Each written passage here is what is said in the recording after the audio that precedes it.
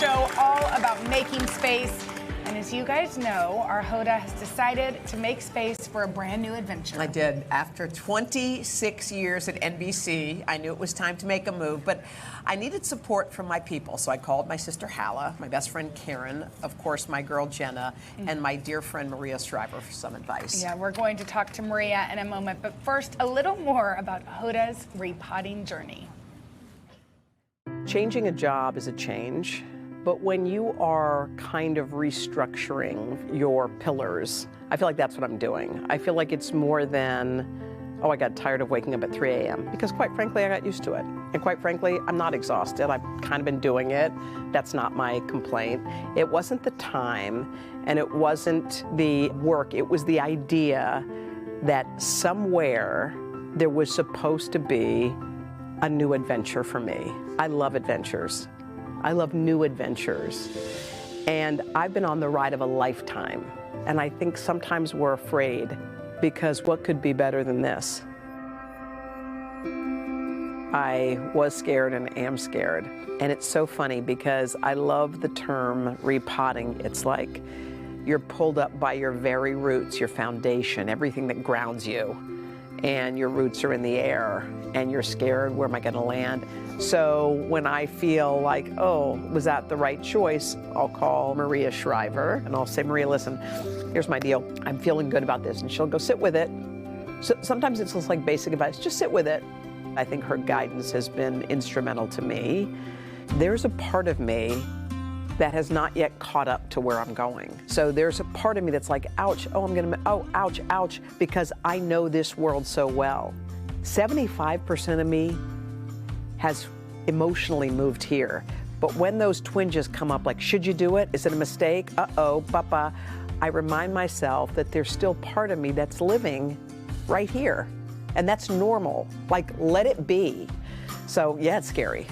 Yeah, it's terrifying. Yeah, it's all those things, but it's also exactly right.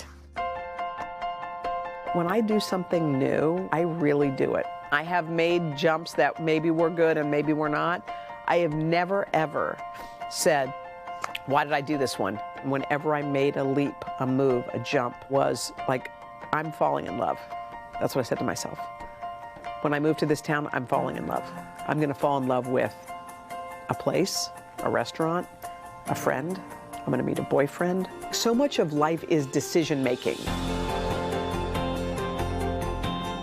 When you love something, like I love NBC, like I love my work, it is hard to say goodbye to it because it doesn't make sense.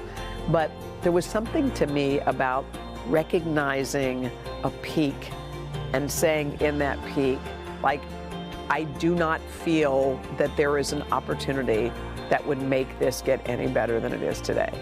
And I think once that feeling hits you, you're like, this is it. I don't want to spend my days trying to recreate the top of the mountain. It was glorious. It was unforgettable. It was a once in a lifetime. And it's not sad, it's beautiful.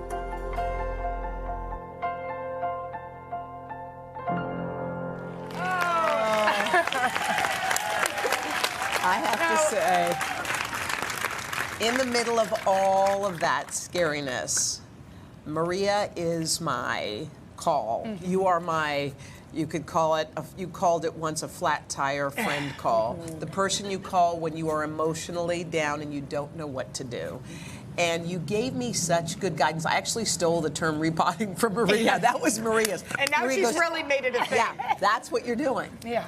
No, I'm so proud of you in listening to that because you followed your gut and you went with what you wanted even though you were afraid. And I think that's so heroic. I think that's brave.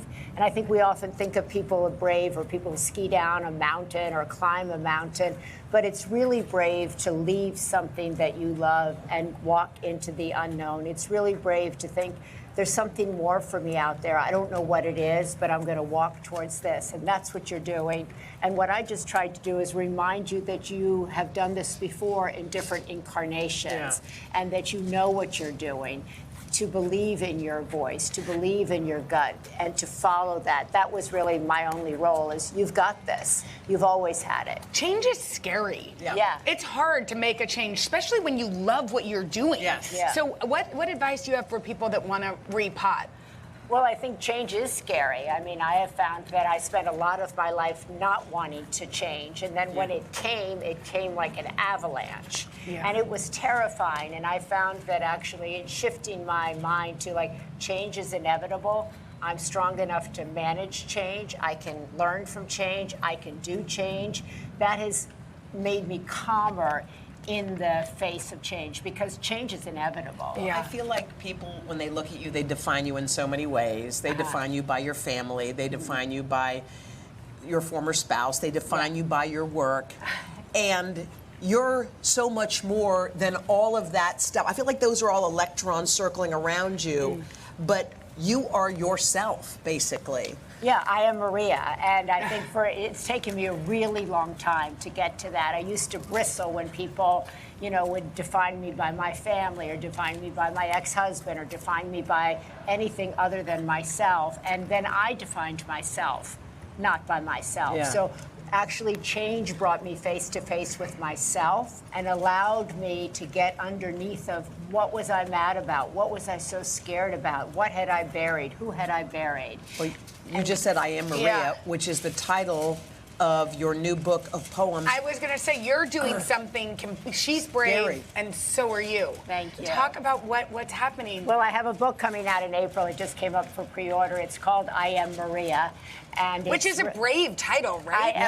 I didn't think about it being brave, but actually I feel brave in saying it, because it's taken me a really long time, as I said, to be able to say I am Maria, and that's enough, and to feel like that was enough, because people would always, when I was smaller, they're like, yeah, but which Kennedy are you? I go, no, I'm Maria. Yeah. They'd be like, no, That sounds familiar. you're somebody else. Yeah, right? And I think that everybody has a version of that, right, in their own life. And so I think coming to that in poetry allowed me to actually sit in silence. And when I started writing poetry, this whole other version of myself came up, and my childhood came up in a really deep and somewhat dark way, and a really scary way, but it's allowed me to make sense of my life. And so I would encourage people to try poetry and see what comes up. It's a great healing tool, and anybody can do it. I'm a big believer. Anybody can write. It doesn't make sense, and it doesn't have to. Well, I felt like I knew you very, very well, and then I read your poetry.